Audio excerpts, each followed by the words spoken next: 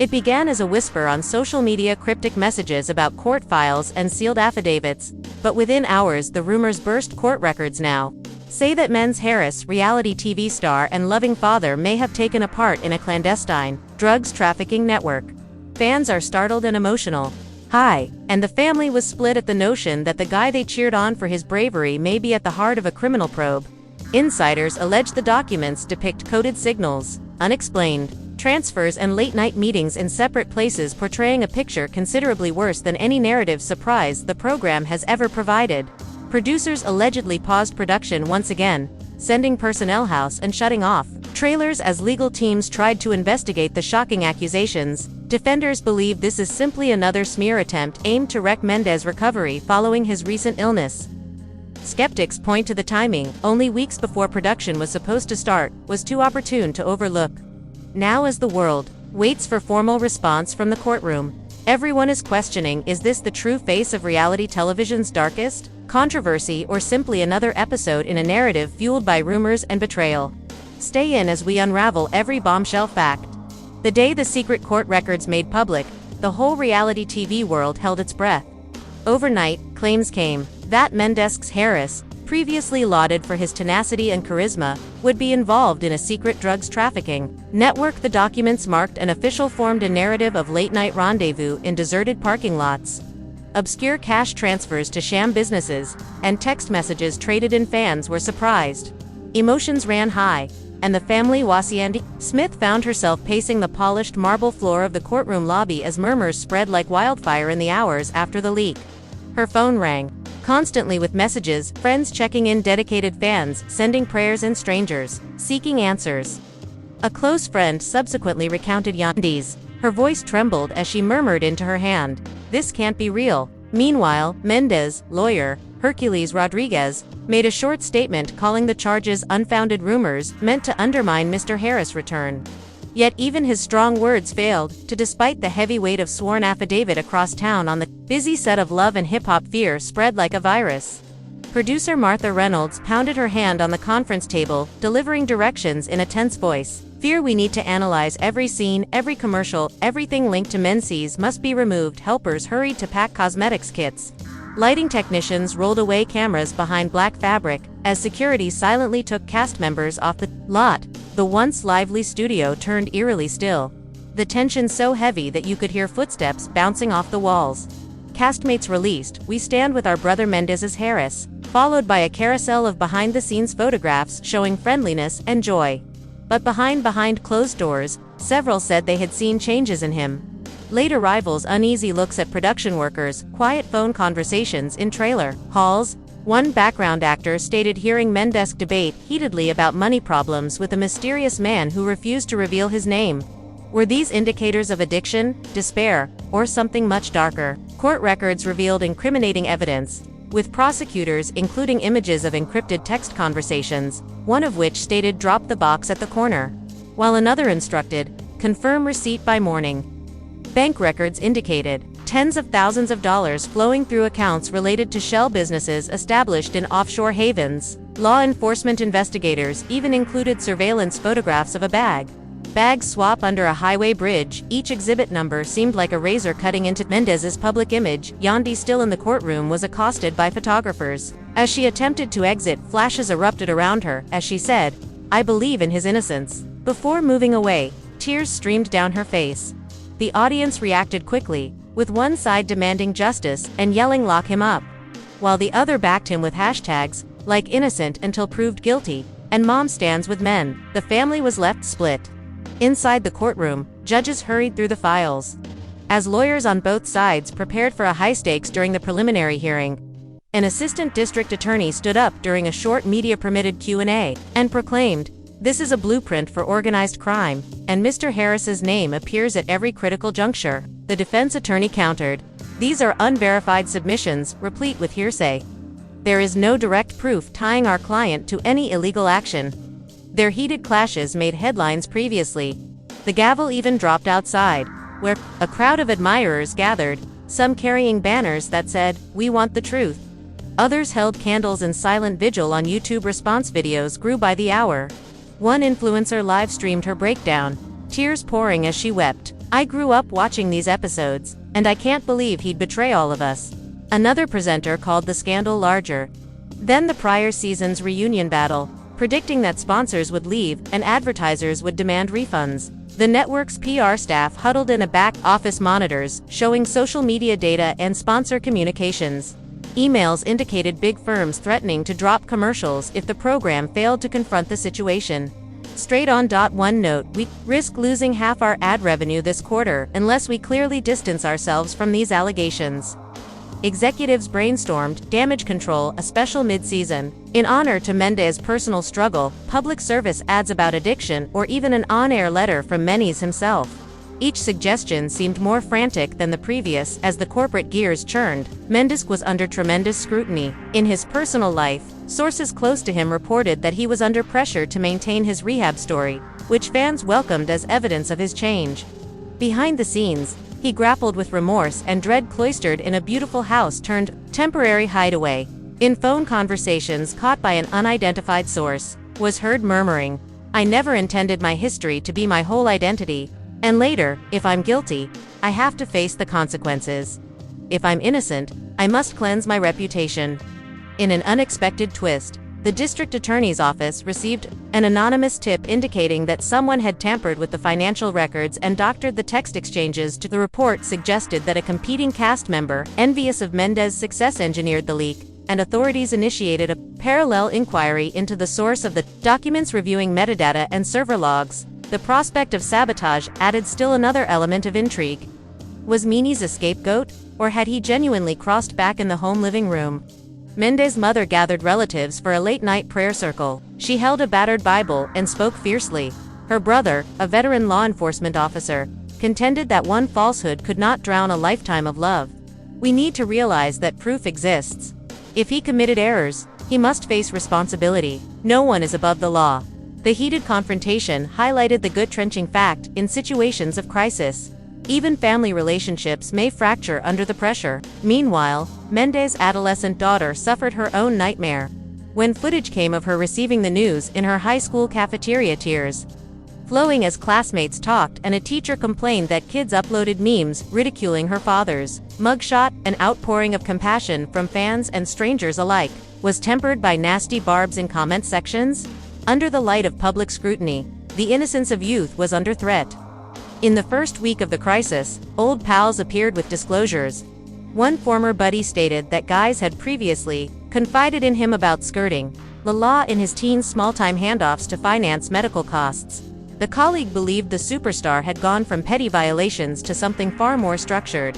Another autopsy of an elderly. In an interview, Mendes said, "We all have our dark chapters." This statement is now regarded as bulletproof proof of admission in tabloid headlines. Each fragment of the past was dug for evidence, converting frank admissions into cinematic proof of guilt. Yet among the din of crisis, a few allies appealed for calm. One well-known addiction counselor issued an open letter: "No one deserves trial by social media. Accusations must be proved in court." Not tweeted. In rage, her plea due process resonated with some followers, affording a short moment of rationality, but the deluge of conjecture and indignation continued unrelenting. A digital mob thirsting for resolution. As darkness descended on the courtroom steps, candles burned in the palms of people still yearning for justice, and a lone fan carried a placard that said, "Truth will come out," while across the street, another waved, "Lock him up." In bold letters, split emotions, fissures in family and fans, corporate backlash, and swirling suspicions of sabotage have coalesced into a drama more captivating than any on-screen plotline, and the tale is at a crossroads.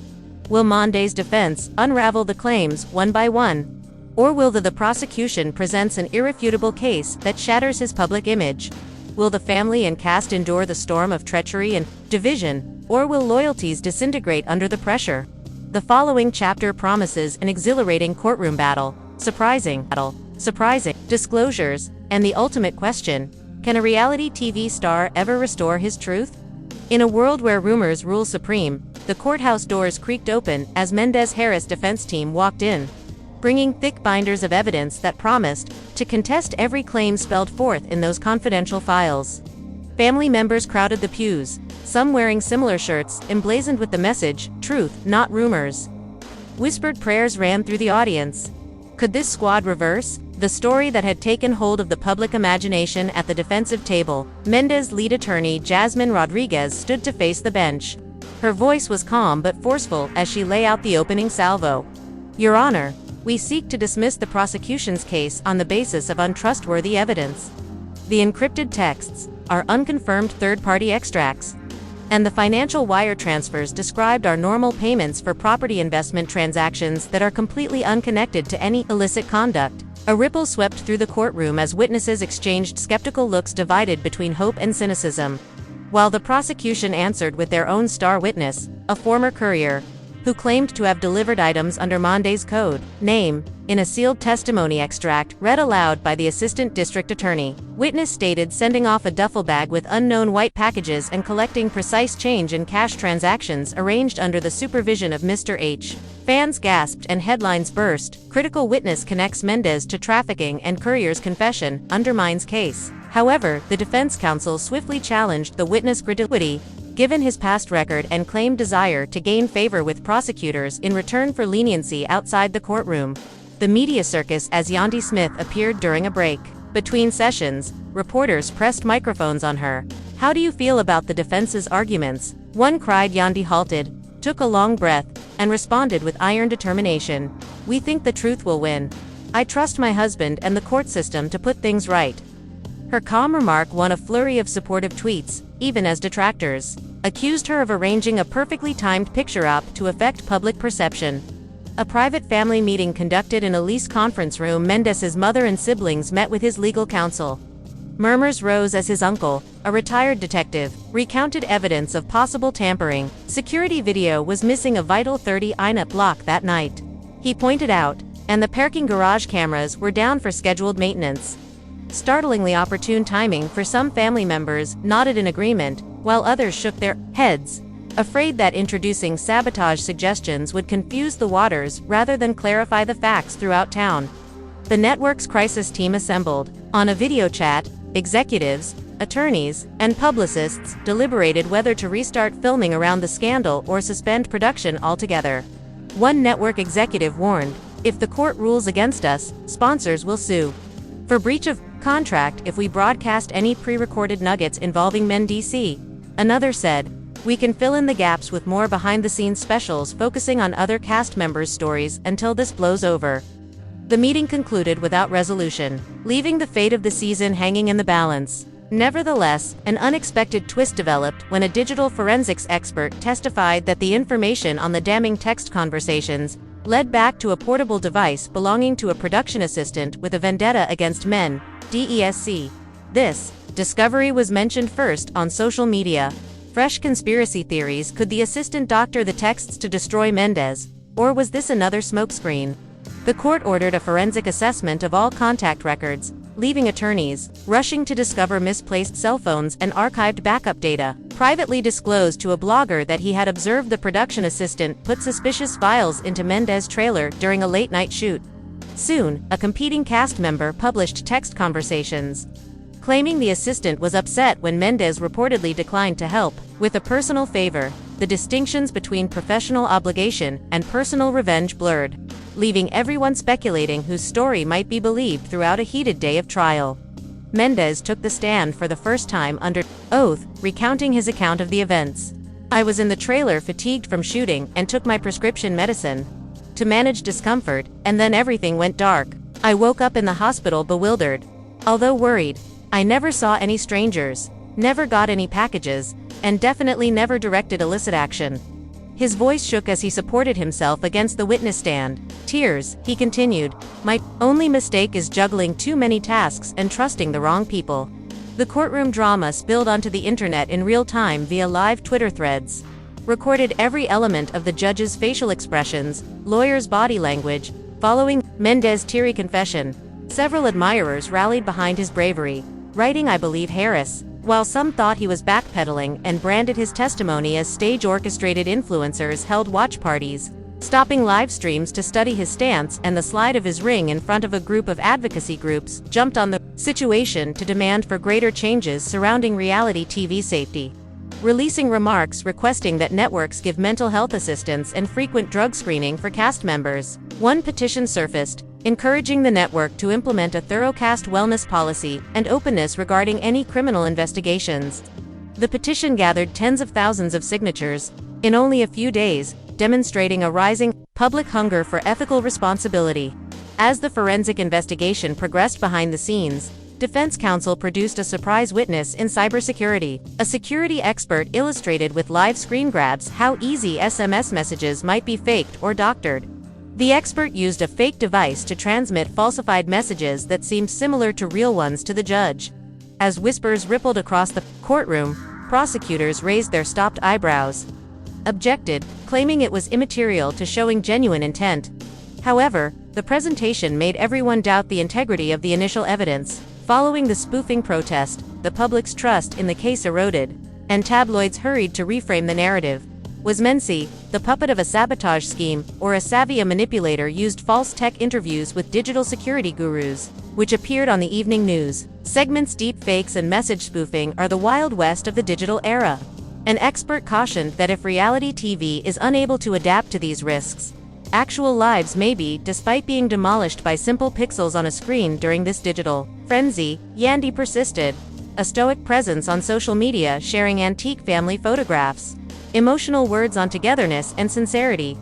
One post shows an intimate moment of her resting on Mendes' shoulder while happiness moments sparked an outpouring of support. That's the guy we love. Keep on to that love.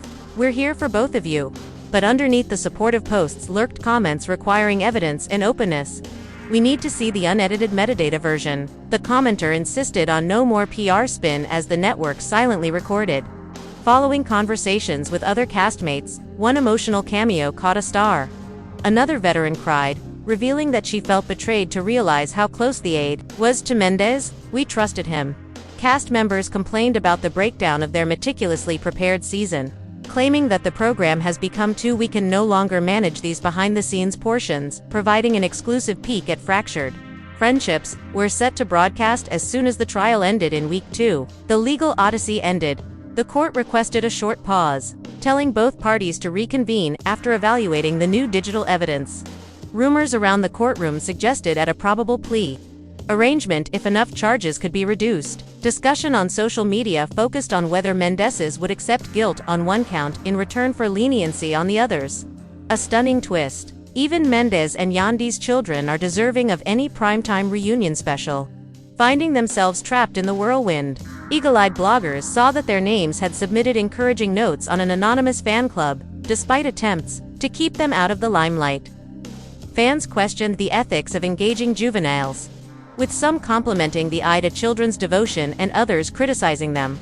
Part 2 of this razor-sharp drama involves exposure to scandal. Comes to a conclusion, the destiny of Mendeecees Harris hangs in the balance. Is he mistreated celebrity attacked by digital saboteurs, or a guy whose worst decisions finally caught up with him? Will the trial unearth a plot worthy of a blockbuster series, or will it expose a cautionary story about the dangers of reality fame? The following chapter promises dramatic courtroom disclosures and family reckonings, and maybe the redemption or destruction of a reality TV celebrity. A silence descended over the courtroom as the assistant district attorney summoned their next witness, former network security Carla Jimenez, an analyst, moved forward, with apprehensive resolve, carrying a loaded tablet with security records in the 24 hours surrounding the purported communication exchanges. She testified, "We unauthorized access to the messaging server was detected from an unregistered device." She tapped the screen. Defense counsel whispered as they projected login times that increased at the vital time frame. Objections, but the court permitted the testimony. Jaws fell in the gallery.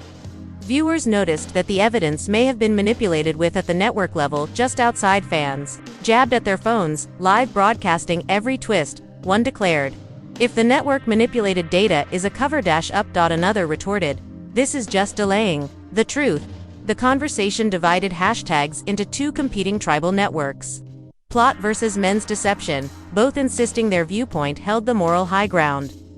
Social media influencers profited by sharing response videos, pledged to uncover the actual puppet controllers behind the scenes. Yandy Harris returned to the network lot for what was built as a stakeholder debriefing. Producers sat around. One executive said, "We underestimated The legal ramifications sponsors are threatening to withdraw unless we commit stringent data security measures. Another advocated employing an external audit company to analyze all digital data in hopes of restoring trust. Yandy listened silently at first, then whispered gently, "We must preserve our family name, but we also have an obligation to the truth. Let's get in." Her authority seemed to silence the room, aligning network interests with the as jurors observed Carla Jimenez's cross-examination. Tensions in the courtroom began to rise.